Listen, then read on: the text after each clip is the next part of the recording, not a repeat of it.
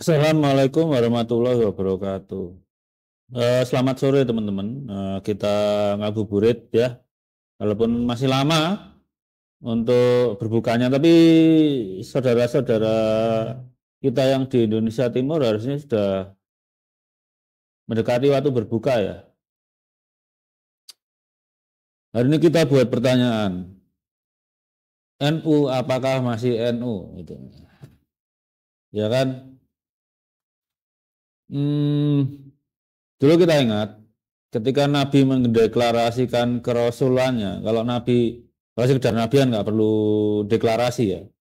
Tapi kalau jadi Rasul itu kan harus deklarasi. Deklarasi itu kan bentuk klaim, ya. Mengaku sebagai apa gitu. Eh target target apa ya target out ya kalau dibilang umatnya ya boleh lah, walaupun waktu itu kafir semua.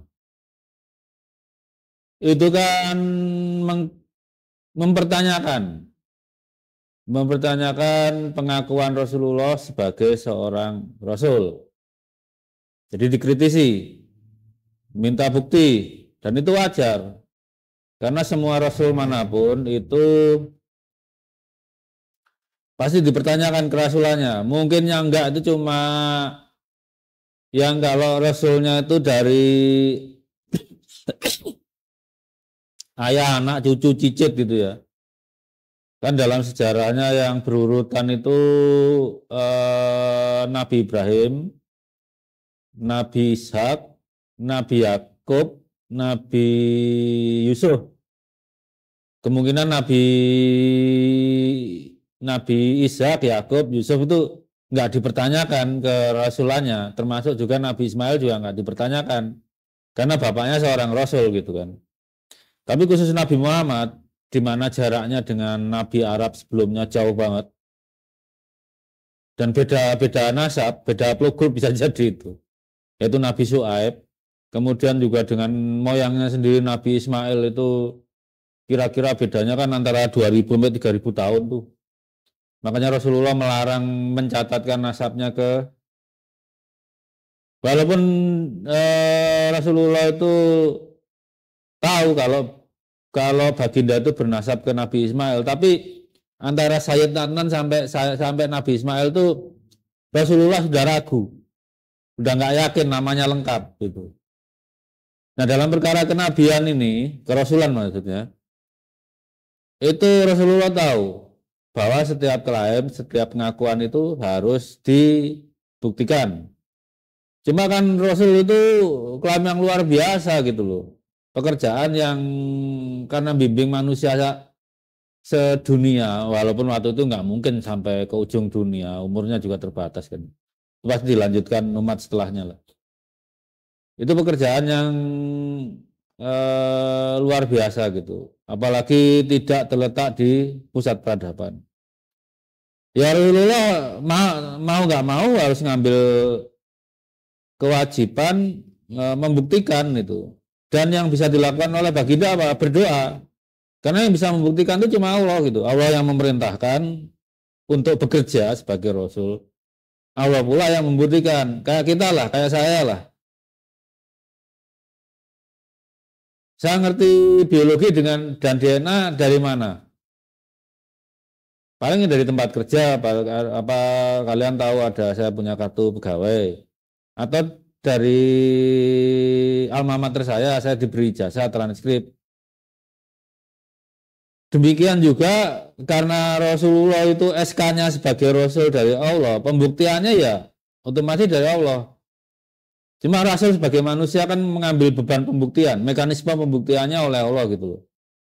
Jadi ya Allah memberikan pembuktian fenomena bulan terbelah. Kalau saya bilang sih itu fenomena optik ya. Tapi yang penting di mata pengklaimnya itu bulannya kelihatan terbelah. Mekanismenya gimana terserah Allah itu. Namanya juga Maha Kuasa gitu kan. Itu jadi pada masa itu klaim Rasul itu pembuktiannya diambil bebannya Allah Rasul, walaupun yang melakukan ya Allah sendiri dengan mungkin entah malaikat terlibat mana atau bulan diperintahkan, namanya juga maha kuasa. Nah itu pembuktian itu. Kemudian apa ya? Awal puasa, awal Syawal, kita menerima kan, walaupun itu bukan klaim ya. Untuk menentukannya kita perlu bukti.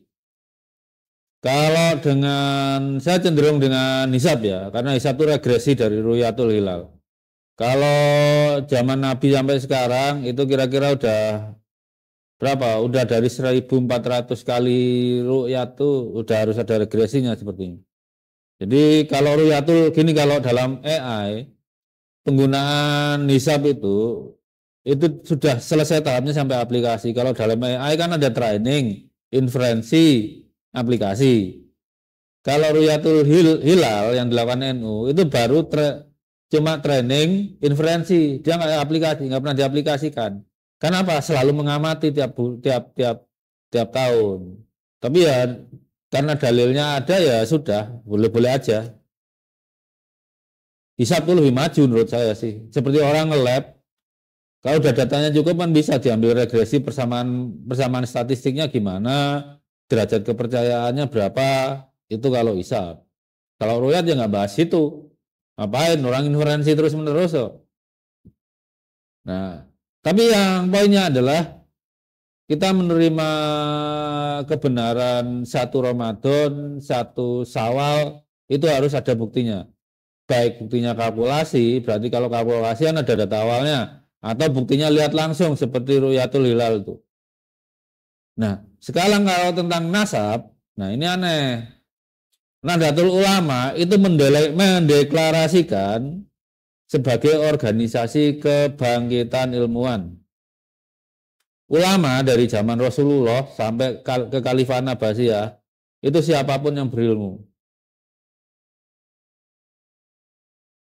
Tapi dalam kasus nasab ini Gus Yahya Stakuf dan Kiai Miftahul Ahyar itu pakai dzon tanpa pembuktian, padahal nasab yang diklaim adalah nasab yang mulia, nasabnya Rasulullah.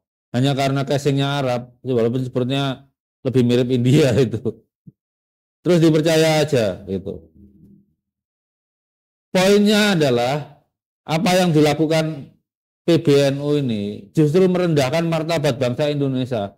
Orang Quraisy itu boleh mengkritisi nasab Nabi, tapi orang Quraisy itu boleh mengkritisi kerasulan Rasulullah Muhammad Shallallahu Alaihi Wasallam, tapi orang Indonesia yang 1.400 tahun kemudian punya komputer yang mikroprosesornya 4 nanometer, 5 nanometer, itu giliran klaim nasab Balawi disuruh nerima aja, pakai prasangka baik. Padahal kan ada konsekuensinya menerima itu. Kalau nasabnya Balawi diterima, berarti nasabnya Raja Jordan batal. Ingat loh, kromosom Y itu tidak berekombinan. Seluruh keturunan Imam Ali harus berada pada haplogrup yang sama, yang haplogrupnya itu umurnya 1.400 tahun yang lalu. Seluruh keturunan Nabi Ibrahim harus berada pada haplogrup yang sama, dan umur haplogrupnya kira-kira itu antara 4.300 sampai 5.700 loh. Itu range-nya, tergantung laju mutasi yang dipakai. Jadi kita pakai nilai tengah 5.000 lah. Jadi seluruh keturunan Nabi Ibrahim itu berada pada haplogrup yang sama, yang umurnya 5.000 tahun yang lalu. Kemudian keturunan Imam Ali pakai haplogrup yang sama, keturunan Imam Ali berada di haplogrup yang sama yang umurnya 1.400 tahun yang lalu. Ingat, haplogrup itu menunjukkan cabangnya di mana, umurnya berapa. Makanya kalau ada keturunan Nabi Adam haplogrupnya beda-beda, itu pertanyaan goblok itu. Haplogrup itu ada cabangnya mana, umurnya berapa. Itu yang seperti itu bukti pendidikan NU seperti itu. Keturunan Nabi Adam haplogrupnya beda-beda. Itu pasti orang NU tuh. Muhammadiyah nggak bakalan kayak gitu.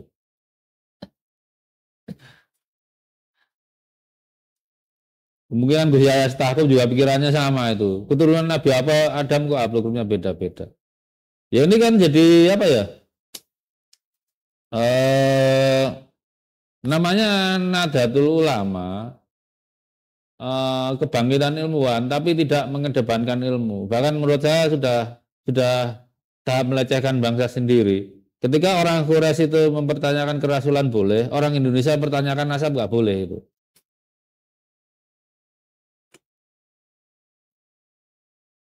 Seharusnya Islam itu seperti ini, jangan lupa kaosnya ya. Islam itu cerdas dan mencerdaskan, tapi di bawah PBNU sekarang Islam itu jumut.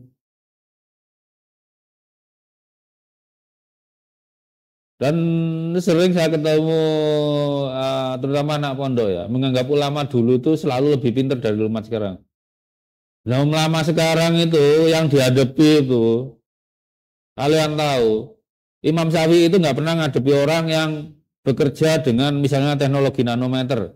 Tapi ulama sekarang, misalnya Gus Nadir Shah Hussein, kalau ditanyai ahli mikroelektronik tentang fikih ya pasti mikirnya lebih kenceng daripada Imam Syafi'i dulu.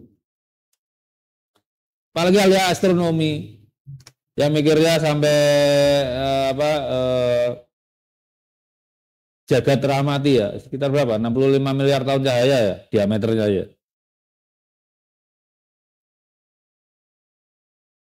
Misal pertanyaan tentang Nur Muhammad. Muhammad baru lahir kapan? 14.000 tahun yang lalu. Berarti kan Nur Muhammad dari bumi ke luar angkasa baru 14.000. Nah, Nur Muhammad misalnya 1.400 tahun yang lalu. Berarti kan Nur Muhammad baru meninggalkan bumi, masih 1.400 tahun cahaya. Itu bintang terdekatnya belum nyampe kayaknya. Jadi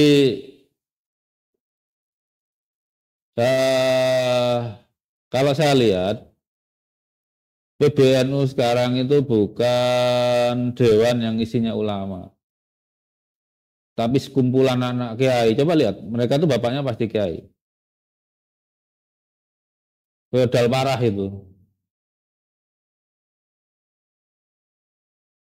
Masih lebih mending Muhammadiyah dalam menunjuk pengurusnya, masih berbasis merit. Gus Yahya itu kalau bukan anaknya Mbah Khalil Bisri, yang mana bisa jadi ketum PBNU? Nggak bisa. Sebagai ulama spesialisasinya apa? Fikih, ekonomi syariah, nggak ada.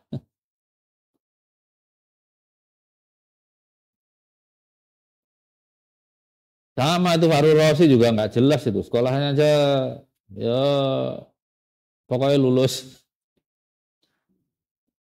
Ya segitu aja. Silahkan dilanjutkan ngabuburit dengan yang lain. Jangan lupa dukung channel ini. Oh ya nanti